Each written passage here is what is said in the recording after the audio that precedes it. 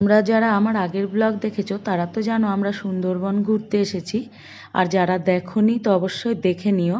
আর এখন আমরা রাত্রের খাবার খেতে এসেছি। রাত্রের খাওয়ার মেনুতে ছিল salad, fried rice, chilli chicken, রুটি আর ডাল ফ্রাই। আমি চিকেন নিইনি, তবে ডাল ফ্রাই আর ফ্রাইড রাইস নিয়েছি। ওরা নিয়েছে সব কিছুই। আর আবার ওরা দ্বিতীয়বার নিল। দুপুরের খাওয়ার যদিও ভালো ছিল না, তবে রাত্রের খাওয়ার বেশ ভালো ছিল।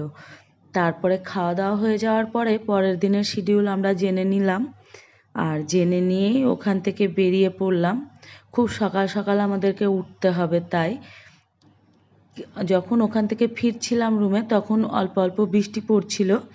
পরের দিন সকালবেলা এখন 6:30 মতো বাজে, ঘুম থেকে উঠেছি বেশ কিছুক্ষণ আগে, তবে বৃষ্টি পড়ছে। তাই চা দিতেও দেরি করলো, আর আমাদের বেরোতেও নাকি একটু দেরি হবে। তবে ছবি তোলার জন্য খুব তাড়াতাড়ি তৈরি হয়ে গেছি, আর ও এখনও তৈরি